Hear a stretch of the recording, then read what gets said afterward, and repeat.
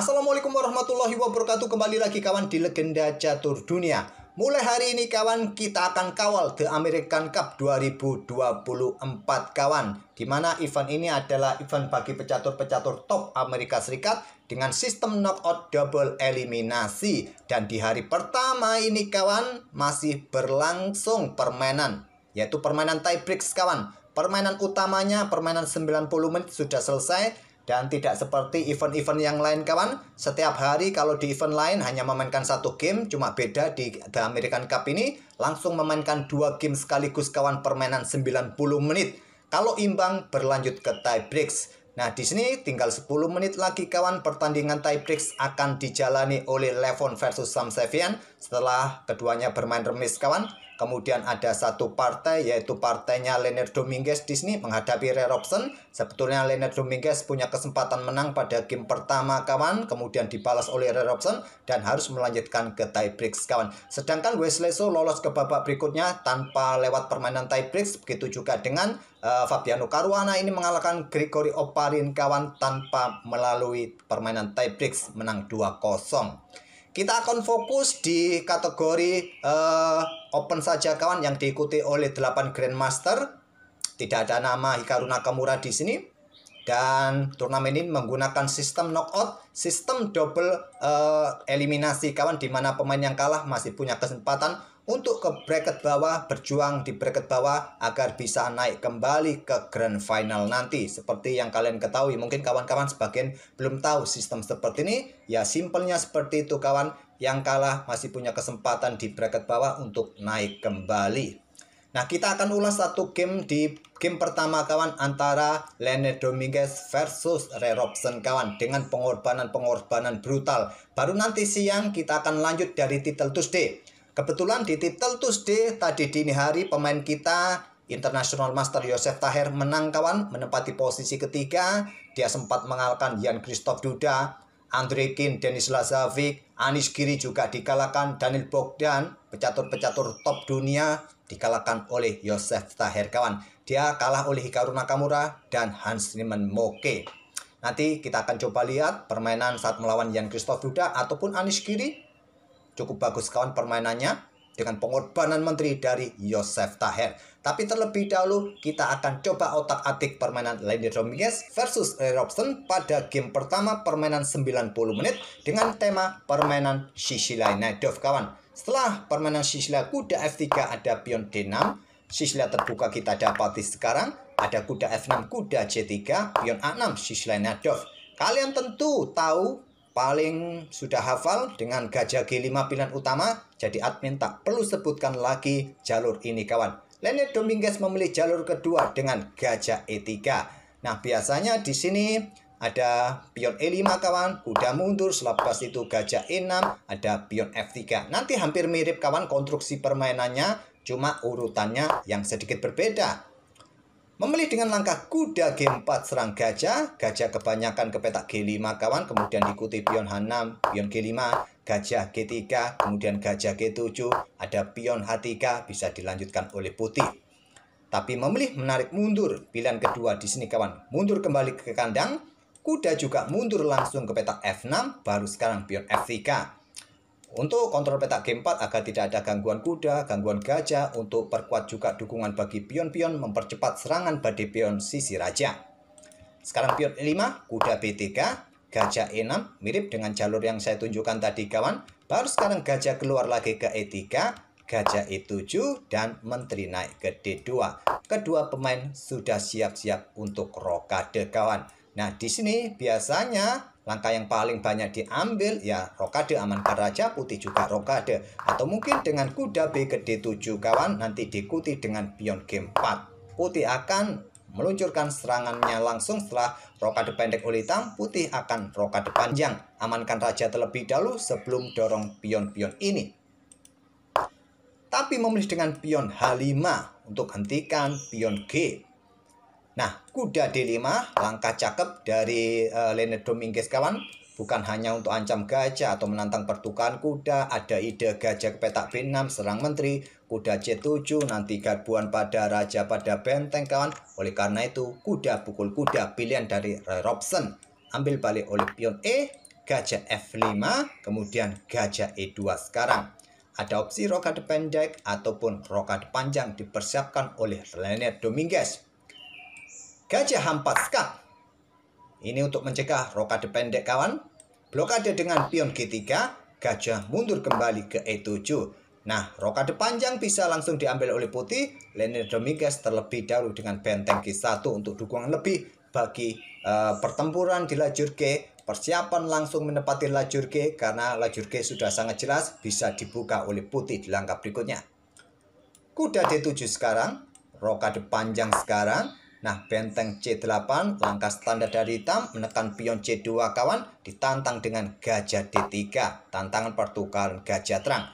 Diterima gajah pukul gajah D3, ambil balik oleh menteri, baru hitam sekarang rokade, dan putih mulai meluncurkan pion G4-nya, dan diterima langsung kawan. Dan terbuka juga lajur G di sini, bisa kalian ambil pion ini kawan.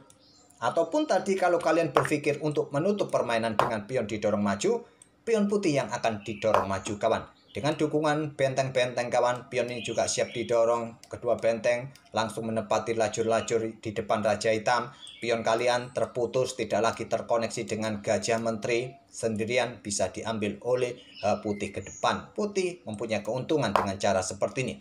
Oleh karena itu diterima. Kalian bisa langsung ambil balik, tapi Lionel Dominguez tawarkan pion lagi kawan agar mempunyai lajur-lajur yang banyak terbuka di sisi raja. Ditolak pion G3, baru sekarang ambil. Kemudian pion F5, siap garbu kawan. Ada benteng D G1, doubling terlebih dahulu. Benteng F7, nah di sini kawan gajah G5. Atau tadi Stockfish menyarankan benteng 3 mundur ke baris kedua, tapi memilih menantang pertukaran gajah gelap. Nah, sudah saatnya pertempuran dilakukan, pilihan terkuatnya kawan. Tapi memilih untuk mempercepat aktivitas kuda kawan, kosongkan ruang di peta E5 bagi kuda dengan pion E4. Dan pilihan terbaiknya adalah menteri bergeser. Tapi Lionel Dominguez menerima dengan pion F pukul pion E4. Kuda E5 sekarang ancam menteri. Nah, menteri bergerak mundur ke E2. Nah, baru sekarang gajah pukul gajah skak. Ambil balik oleh benteng, kemudian pion F4 didorong. Dengan korban pion kawan, hitam mencoba meloloskan satu pion bebas. Dorong lagi dengan dukungan kuda. Kuda dalam posisi yang cukup bagus di posisi sentris, sentral kawan. Cukup bagus posisi hitam sekarang walaupun korban satu pion. Tapi putih juga cukup menakutkan di lajur G kawan. Nah, di sini Stockfish menyarankan doubling lagi kawan di lajur G. Menambah kekuatan, mungkin menteri hitam akan peta F6.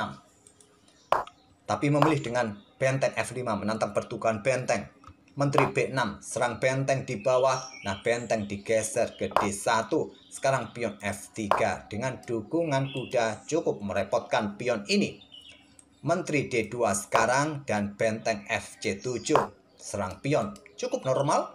Tapi Stockfish tidak menyukainya. Di posisi ini kalau kita lihat posisi hitam, menurut engine bagus posisinya. Dari kasat mata kita pun juga bagus. Kuda berada di posisi sentral, menteri juga mengawal diagonal ini kawan, memberikan dukungan bagi pion ke depan. Aktivitas menteri putih lebih pasif ketimbang hitam yang cukup aktif, sama-sama mempunyai lajur-lajur semi terbuka. Cuma benteng hitam ini ya cukup kuat posisinya di lajur C. Posisi kuda pun kalah aktif dengan kuda hitam yang berada di pusat. Hitam dalam posisi yang bagus, secara kasat mata kita seperti itu walaupun dia minus satu pion. Cuma sayangnya setelah doubling benteng ini, keunggulan hitam sudah hilang kawan. Pion C3 sekarang. Nah, di sini Stockfish sarankan benteng yang berada di baris ke-8 bergeser ke lajur F untuk tetap dukung pion kawan di lajur F. Tapi pilih angkat benteng serang pion dan Stockfish sarankan dengan benteng mundur jaga pion ini, tapi memilih dengan blokade. Kuda D4. Nah, Stockfish menyarankan di sini menteri naik kawan. Idenya untuk berikan jalan bagi pion untuk segera didorong. Kalau raja bergeser menghindari pin di lajur C, tetap dia dalam posisi kena pin kawan, benteng bisa ambil pion.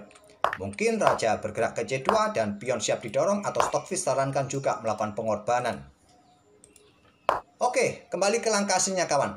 Tapi Ray Robson memilih dengan langkah benteng A4 serang pion. Pion A3 diikuti kuda C4. Dua langkah kesalahan kawan. Di posisi ini setelah benteng bergeser, tidak ada langkah terbaik bagi hitam kawan. Memang masih cukup manusiawi kuda lompat ke petak C4 ini, yaitu berikan dukungan bagi menteri kawan di sini untuk menyerang pion, dan juga posisi kuda ini menyerang menteri, dan juga ada opsi nanti garbuan pada benteng, pada kedua benteng di sini kawan. Masih cukup bagus dari kasat mata kita, tapi masalahnya di sini kawan. Menteri C2 bertahan. Untuk serang benteng, pertahankan posisi pionnya juga, dan tidak ada tempo bagi kuda ini lompat ke petak E3. Nah, Menteri A5 jawaban terkuat, jaga benteng, tapi memilih korban kawan. Memang dalam posisi yang sulit, hitam sekarang. Ray Robson melakukan pengorbanan brutal, benteng ambil pion A3, diterima. Kemudian di sini baru kuda ke E3, ancam menteri garbu 2 benteng. Menteri naik ke D3. Nah, Ray Robson kembali melepaskan perwiranya kawan. Menteri ke A5, harapannya nanti kalau menteri ambil pion, maksudnya ambil kuda di sini kawan, dia bisa mendapatkan menteri. Kalau tadi hitam ambil benteng F5, ambil balik oleh kuda putih. Kalau kuda hitam ambil benteng D1, ambil balik oleh raja. Pion jatuh di langkah berikutnya juga. Raja menghindari pin, posisi raja masih cukup aman kawan. Tidak ada tempo skak di sini. Korban kuda kawan diterima oleh Leonard Dominguez. Kemudian benteng meluncur, korban menteri kali ini. Dan kita dapati permainan menteri hitam melawan sepasang benteng plus dukungan kuda. Dengan posisi kuda, blokade skak dengan raja ini kawan, menteri sudah tidak bisa melakukan skak-skak di sini kawan. Semua dikawal oleh kuda di sini, posisi raja masih cukup nyaman. Pion B5. Nah, di sini ada pion E5 untuk membebaskan pion di lajur D dengan dukungan benteng. Ditolak dengan pion G6. Ada benteng G1 terlebih dahulu, pin pion kawan. Raja menghindari pin, bergerak ke H7. Benteng F7 sekarang skak. Raja bergeser ke H6. Kalau dekati benteng kawan, apa jadinya? Ya, pion ini siap didorong, tak ada masalah bagi benteng. Jadi bergerak ke petak H6, kemudian pion E6. 2 petak lagi siap promosi kawan. Kemudian menteri C5 serang benteng, benteng bergeser ke E1 untuk dukung pionnya dari bawah kawan. Pion F2 sikat, ambil balik, tidak peduli soal bentengnya kawan, dikorbankan kembali. Sekarang benteng mendapatkan dukungan dari kuda, benteng mendukung pion, tinggal 2 petak lagi kawan bisa promosi. Pion E7 siap promosi kawan.